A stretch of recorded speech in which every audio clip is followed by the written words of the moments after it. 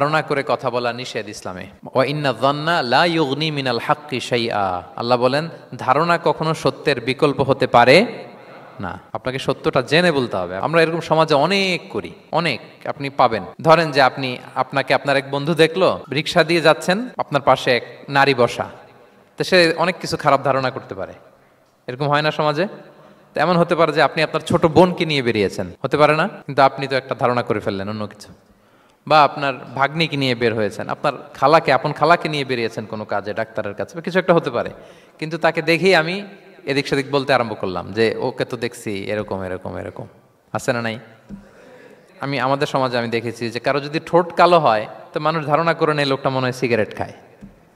কিন্তু সিগারেট সেবন করা ছাড়াও কারো ঠোঁট কালো হতে পারে কি পারে না বলেন?